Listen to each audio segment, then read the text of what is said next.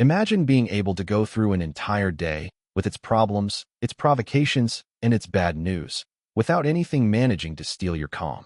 Imagine receiving an insult and staying serene, facing a setback without sinking, living with an inner stability that almost nothing can crack. It is not a superpower, nor a matter of being born that way. It is a skill, one that can be trained, and the ancient Stoics turned it into an art. Marcus Aurelius ruled an empire amid wars and betrayals. Seneca lived exile and the threat of death. Epictetus was born a slave, and all of them reached a serenity that the outer world could not touch. Not because they did not feel, but because they learned not to be slaves of what they felt. Most people live at the mercy of their emotions, dragged from one side to the other by every provocation. But you can live differently. In this video, you are going to discover 6 Stoic keys to master your emotions and make it so that nothing and no one affects you the way they did before. Not to become cold, but to become free. Stay to the end, because the last key is the one that holds everything together. Let us begin. The first step to mastering your emotions is to learn to name them. When an intense emotion floods you, anger, fear, anxiety, it almost always drags you along without you noticing, because you merge with it. You do not think I am angry, you simply are the anger. And as long as you are the emotion, it governs you. The Stoics discovered that the simple act of observing and naming what you feel creates a distance that changes everything. The moment you tell yourself inside this that I feel is anger, or this is fear, you stop being the emotion and become the one who observes it. And the one who observes is in command. That small pause of awareness is like turning on a light in a dark room. Suddenly, you see clearly what was controlling you blindly before. It is not about repressing what you feel or pretending it is not there. It is about recognizing it without letting it possess you.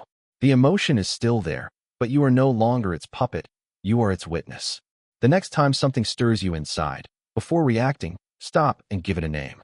You will see how, with that alone, you recover an enormous part of your power. The second step to mastering your emotions is to conquer the space between what happens and what you do. Most people live in automatic reaction. Something happens, and they instantly respond, as if between stimulus and response there were nothing. But there is that gap, and in it lives all your freedom. The Stoics knew it. We cannot choose what we feel in the first impact, but we can choose what we do a second later. Between the provocation and your reaction, there is an instant in which you can choose, and that instant is where self-mastery lies. When someone insults you and you breathe before responding, when you feel the urge to explode and grant yourself 3 seconds, you are using that power. Anger that is not acted on immediately loses almost all its force. Seneca advised that before anger, the best thing is to gain time, because time bears the truth and cools passion. The next time an emotion pushes you to react, do not obey instantly. Breathe. Count to 3. Create that sacred pause. In it, you decide whether you govern your emotion or it governs you. The one who masters the pause masters their life. The third step, and perhaps the deepest, is to understand that it is not facts that make you suffer, but the opinion you have of them. This is the central idea of all Stoicism, and Epictetus engraved it forever. We are not disturbed by things, but by the judgments we make about things. Think about it. The same event can sink one person and leave another indifferent.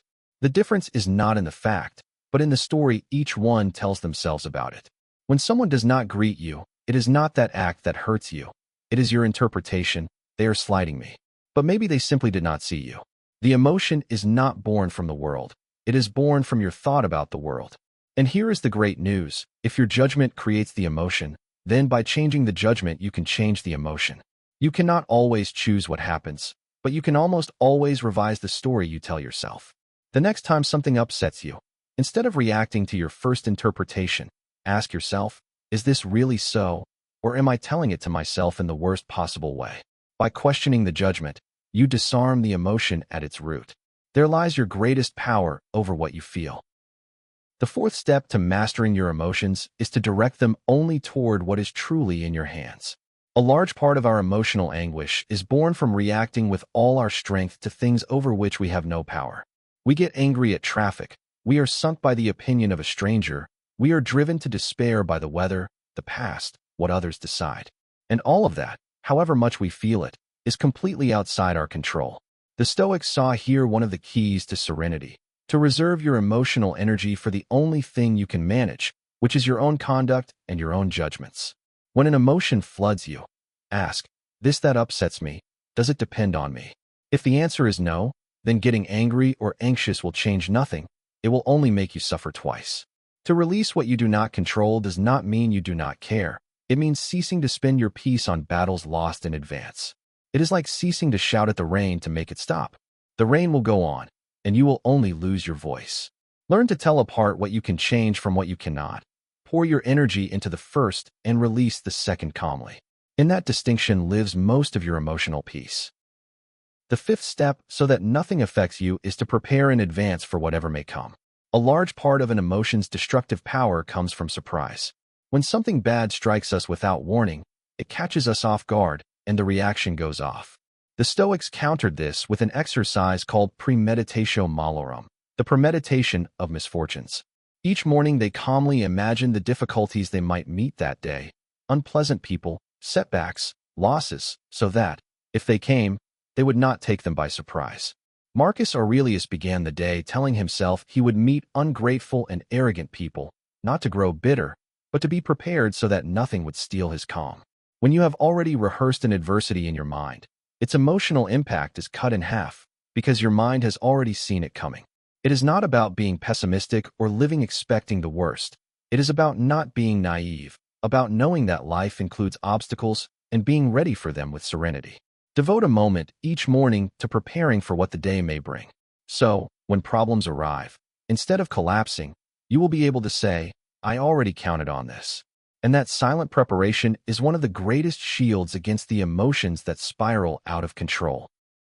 The sixth and final step to mastering your emotions is to put reason above impulse, to build what the Stoics called the inner citadel. Marcus Aurelius wrote that man has within himself a refuge to which he can always retreat, a place where no outer storm can enter, his own mind governed by reason. To master your emotions does not mean not feeling them. That would be impossible and even undesirable.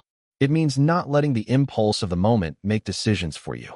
Emotion is an advisor, not a king. It can warn you, inform you, but the last word must belong to your serene reason.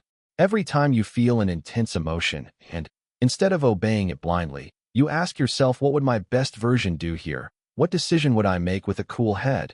You are reigning over yourself. That is true freedom, not the freedom to do what impulse demands, but to choose from your calm center. This inner citadel is built with practice, day by day, decision by decision. Every time you choose reason over the outburst, its walls grow stronger, until a day comes when the storms still arrive, but they can no longer bring you down. Become the serene master of your inner world. There, and only there, nothing and no one will be able to truly affect you. We have walked through the 6 keys to master your emotions and make it so nothing affects you together. Name the emotion, master the pause between the stimulus and your response. Remember, it is not the fact but your judgment. Release what you do not control, rehearse adversity in advance, and always put reason above impulse. Notice that none of these keys consists of repressing what you feel. To master your emotions is not to switch them off. It is to stop being their slave and become their master. It is to feel, yes, but to decide from calm instead of reacting from the outburst.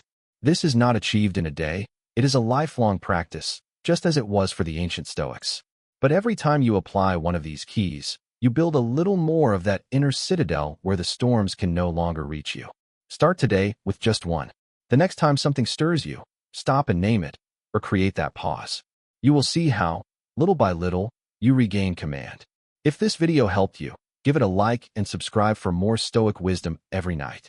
And remember, you cannot control what happens, but you can always control what you do with what you feel. See you in the next one. Take care.